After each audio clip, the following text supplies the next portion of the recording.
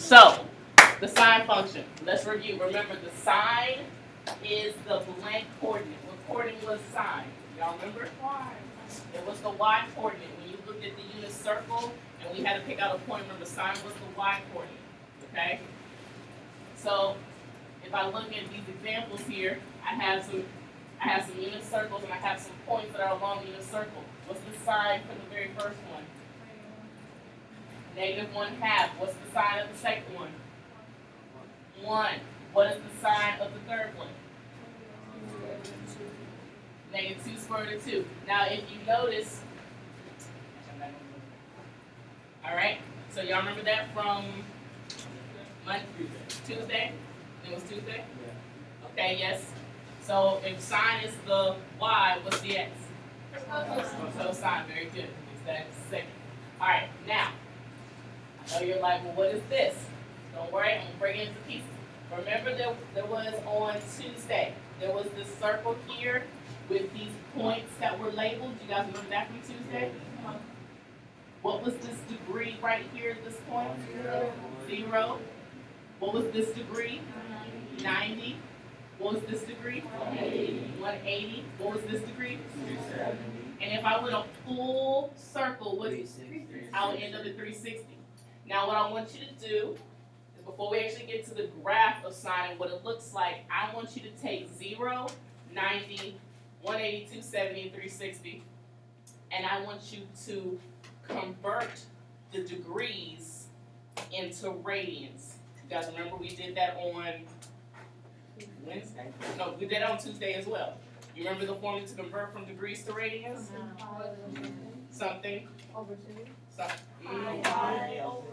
Pi over 180. That formula, pi over 180, will convert you from degrees to radians. And what do you do between the degree and this conversion? What is the operation? Multiply it. So all I want you to do is I want you to take a minute and I want you to convert 0, 90, 180, 270, and 360 into radians, okay? So you do each individually? Yes, each individual one. So you basically do that 5 times. Okay, 90 times And then you reduce it. Because it'll be a fraction, okay? Let's try to avoid the calculators. Let's try to avoid the calculators. 0 degrees. Clearly, if I convert that to radian, it's going to be 0.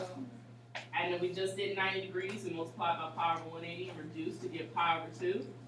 What about 180 degrees? What is that? Pi. And 270?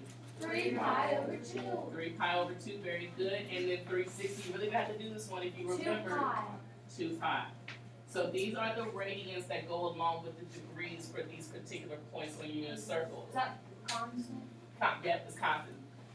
Okay, that's why also if you notice this one line right here has the pi and the 2 pi. I'm going to go ahead and add in pi over 2. It's halfway in between 0 and pi. And I'm going to add in 3 pi over 2. It's halfway in between pi and 2 pi. Now let's also review, okay, before we actually graph the graph of sine.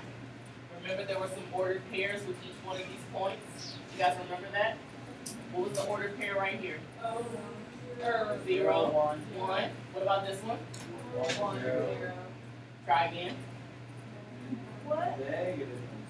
No, what was this point? Oh, 0, 1. 0, 1. And then that one was 1, 0, right? 1, 0. Let's fix this one. What's this one? 1, 0. 1, 0. It's -1. -1, 0. And this one? 0, 0. Okay, so remember, the radius of the unit circle was 1. And so each one of these points lie on one of the axes on and intersect with your unit circle. So that's why it was either 1 or -1. Now, the sine is always what coordinate?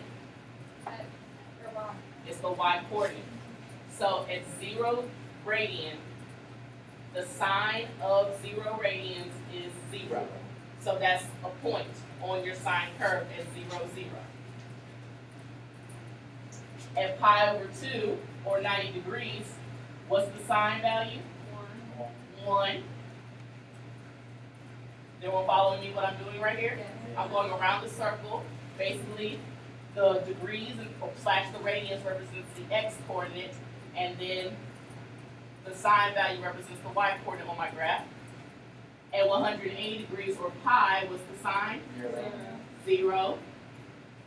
At 3 pi over 2, or 270 degrees, what's the sine? -1. And then lastly, at 2 pi, 360 is 0. So if I connect these points, drawing a nice smooth curve, this is the graph of sine x. How do you know?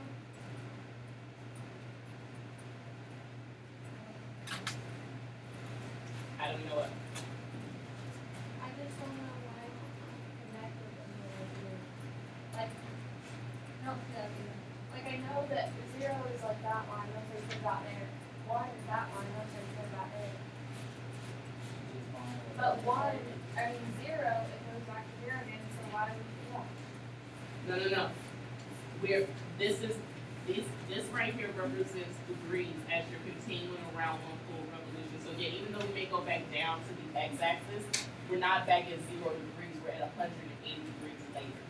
0 is here, and when we've gone halfway through the circle, we covered 180 degrees. So that's what So that's why we kept going forward. Yes? Is that gonna help you like graph this stuff better? Yes. So this is what's known as like your parent function for sine. Just like y equals x squared, that's your most basic quadratic function. What is this little diagram called? I don't see Sine. I have a point at 0 and 0. How do you have a point of 0, 0? It's the origin. It's the origin. But that's where you're starting. 0 is where you start, right? Before you do any type of rotation, you start at 0 degrees. But it says 1 0. Yes, 1, 0 is the point, but remember, the 1 is the cosine value. 0 is the sine value. Huh? So you use the y. Just did the y, because y related to sine. So all the y values basically are the points on the sine graph. And when we do cosine, we're going to use the x values to graph that. Okay? So, every general sine function can be written as y equals a sine b theta, with a not equaling 0, and theta being measured in radians. Remember, theta represents a particular angle, a particular degree.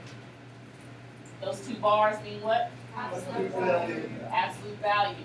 So the absolute value of a is the amplitude of the function. Remember, amplitude divided by 2, exactly. Okay, and so the amplitude is always positive, okay, because it's the distance from the midline to a max or from the midline to a minimum. It's always positive. B, this number right here beside your theta or beside your x or beside whatever variable you have, tells you the number of cycles in the interval from 0 to 2 pi. So depending on what this number is, it will basically tell you how many cycles you're going to go through between 0 and 2 pi. And then this here, this formula right here, 2 pi over b, can tell you what the period is for your function. So now, you're not going to be given a curve. You're not going to be given a picture. You're going to be given an equation. And from that equation, you can pull out all the important information. Prime example, it says identify the amplitude, number of cycles, and the period of that function, y equals negative sine 1/2 theta. Amplitude is the absolute value of a. What's a in this problem? -1. So if I take the absolute value of -1, what do I get? 1. So the amplitude is 1, meaning that it's going to go up to 1, down to -1. From the midline, the max is 1 up from it, 1 down. And you did that Because of this number right here. So this is the format of sine, or a sine b theta. A is the number out in front of the sine, which is basically -1. And amplitude is always positive. The number of cycles is your b value, which is what? 2. Try again. 1/2. So that basically tells me I'm not going to go through a full cycle between 0 and 2 pi. I'm going to go through half of the cycle. How was it? Because I looked at the wrong one. And now the period. To find the period, we use this formula right here that says 2 pi divided by b. Well, what was b again? 1/2. I don't need my calculator to do this. Keep, change, flip. What do I keep? The 2 pi. What do I change? Multiply by 2. I change, and then I flip the 1/2. So my period is 4 pi. So that means that I'm going to go through one complete cycle in 4 pi radians. So I go 0 to pi, 2 pi, 3 pi, 4 pi is going to be where one full cycle actually happens. Question? So even though if it's a negative, it's always going to be positive no matter what. The amplitude is always going to be positive. Always going to be positive. Now, the negative basically tells you which direction your curve is going to go. If it's positive, it's going to go up. But if it's negative, it's going to go down. Look at the graph of sine. Wasn't it positive sine? Yeah. And from 0, didn't I go up? Well, if it was negative sine, I wouldn't go up. I would go down Now, where did you get your negative, your 1/2? from the problem. So that is not constant. Well, it's a constant that tells us how many cycles are happening between 0 and 2 pi. So what's varying? Nothing? All of this right now is just like the basis, or? Yeah, it's all going to come together when we actually graph this. We're going to graph this. I just want to make sure everyone can be able to find this stuff. All right so far? Yes. I'm taking this slow for a reason. So the same information, I just copied over to the next slide. Let's look at this. Y equals 1.5 sine 2 theta. What's my amplitude? 1.5. Well, technically it's the absolute value of 1.5, but since it's already positive, it stays the same. B, 2. That basically lets me know that I'm going through 2 complete cycles between 0 and 2 pi. 2 complete cycles. That means it's going to be pretty tight between 0 and 2 pi. Lastly, 2 pi over b tells me my what? Period. Your period. So basically, I'm finding my period here. I plug in my b, and so my period is what? How did you know to plug in 2 for this pi? It's pi. Because it's a part of the formula. The b is the same b from our problem. Oh,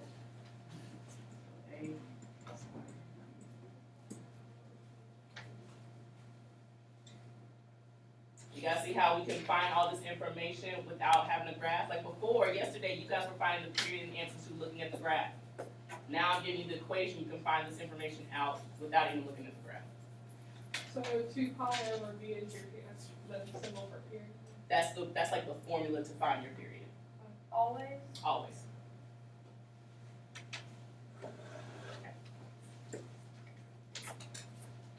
Here's another one. It says, what is an equation with a being greater than 0 for the sine curve with amplitude of 3 and a period of 4 pi? I missed the pi. Okay? So now it is giving us all the information. We actually have to write the equation. Okay? Now the standard form is y equals a sine b theta. A stands for my what? Amplitude. What is my amplitude? 3. So I have that. I just plug that in. Theta. I'm going to say theta. Now I just have to find my b. 4 pi. Careful. 4 4 pi is your period. Don't you have to like 4 pi over? 2, right? 1/2. How? You take this. How? You go backwards. You go backwards. So basically, I'm trying to figure out what my b is. That formula, 2 pi over b, tells me what my period is. But the thing is, I already know what my period is. My period is 4 pi. So this is basically an equation Solve for b. where you just solve for b. You take 2 pi over b and set it equal to whatever your period is. How do I solve for b? What do I got to do to that b? Multiply each side by b. So then this becomes 2 pi equals 4 pi times b. Divide by 4 pi. And so b is going to be what? 2. 1/2. So there's my equation for this particular situation. Why did you write it like this? Because I'm trying to get b by itself. I'm trying to solve for b so I know what to plug into my equation. So is it sine one? Questions? So the pi just kind of went away. Because 2 pi and 4 pi, the pi's cancel out, leaving me just 2 and 4. How is this? I'm trying to go slow here. Yes? Okay, see how it says write equations with a being greater than 0? But you said 3, is that a? 3 is a? Mm-hmm. So why did it say that if it just gave you Yeah, a? let's say a very. Because there could be a negative symbol out in front that basically tells us whether or not the sine curve is going to go up or going to go down if we were to look at the graph. But this right here basically lets you know that it's not going to be negative, it's going to be positive. Okay? All right.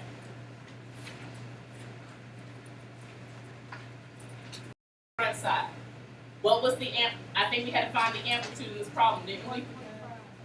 The amplitude was 1.5. The amplitude basically tells me that I'm going to be going that far up and that far down from my midline, right? So my amplitude is that. What was my period? I think I had to find my period. 2. What was it on the other page? Oh. We found this out on the other page. It was 4. No, just pi. It's just pi. Okay? Yeah, y'all looking at the wrong problem. We did this one already. Okay, and so this is the information that I need to basically graph this. Okay? Now, I'm going to graph the original sine function so you can see how the original sine function changes when I have an amplitude of 1.5 and my period has been changed to pi, okay? Normal sine starts where? At 0, 0. And then it goes up to 1 and then back to 0, negative 1 and back up. But right here, what was this value? 1/2 pi. I'm at 1. At pi, I was at 0. What was this value? 3 pi over 3 pi over 2, I was at negative 1. And 2 pi, I was at 0. This was the graph of sine. Always, the original sine. Okay? Are we always going to do graph the original No, just this first time, I'm going to do it just so you can see how it changes. Probably this one and the next one I'm going to show you so you can see how it changes. Because this is just regular old y equals sine x. Okay? What's my midline here? 0. So, my period is pi. That means I'm going to complete a full cycle, not at 2 pi, but at pi. So basically, I'm going to take this whole curve and I'm going to squish it so that it completes one full cycle at pi. Does everybody see that? Because that's what my period is, because of the 2. The 2 changes my period to be at pi. Right now, what's my period? 1/2 pi. It's 2 pi. So I need to take this and basically just squish it. The easiest way to do that is to take all of your x values and divide them by 2. Why 2? Because that was the number that was right here. All the x values, you're going to divide them by 2. Okay? Ow. Easy. What's 0 divided by 2? 0. 0. What's 1/2 divided by 2? 1/4. So basically, pi over 2 is going to turn into pi over 4. What's pi divided by 2? Pi over 2. What's 3 pi over 2 divided by 2? 3 pi divided by?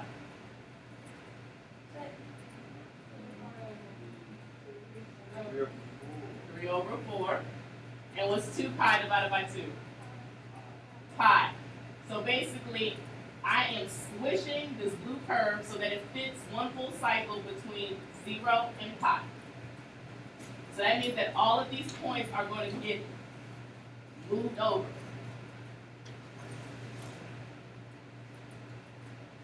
So all of these points get moved over and it gets squished. It's back in just a second. I'm showing how the period changes. Does everybody see that? Doesn't it look like I've done squished it so that it fits between 0 and pi? The last thing I have to include is my amplitude. Right now, what's my amplitude for the pay curve? 1. But for this particular graph, it has to be 1.5. So my final answer to graph this, I still start at 0, that doesn't change. But this point is not going to be at 1, it's going to be where? 1.5. This point is still going to stay at 0. This one's going to go to negative 1.5. Go back to 0. And the other one goes back to 0. So this purple curve is the graph of y equals 1.5 sine of 2 theta. That's a lot. That's because I went through every single change and I just graphed it. Would you get an error if you like start from the beginning from 1.5? No. Like, the reason why I did it this way, just so you guys can see all the transformations, but if you're like, okay, I think I can go straight from the original sine curve to the final product, then by all means do that. Because honestly, that's what I do when I do Can you this. show us something like that? Yeah, I'll do the next one like that. Okay? So I just want you guys to see through each transformation. So are we okay? Yes. So look at the next one. Okay. This one we actually just did. Okay? What was the amplitude? 1. So you And always have to find that before you begin. yeah, because you need to know how high and how low you're going to end up going. What's the period? 4 It was 4 pi. Okay, so that means that normal sine, we know looks like this, goes up to 1, goes down, goes down. This is normal sine. It completes one full cycle between 0 and 2 pi. But for this particular curve, I want to complete one full cycle between 0 and 4 pi. So this one's actually going to get stretched out. So you multiply that? So I'm going to multiply by, not 4, by, well, okay, what do we do on the other problem? What do we do? Teach on the next values. We divide it by 2. So we're going to divide by 1/2, which is technically multiply by 2. So we're going to multiply all of our x values by 2. What's 0 times 2? 0. What's pi over 2 times 2?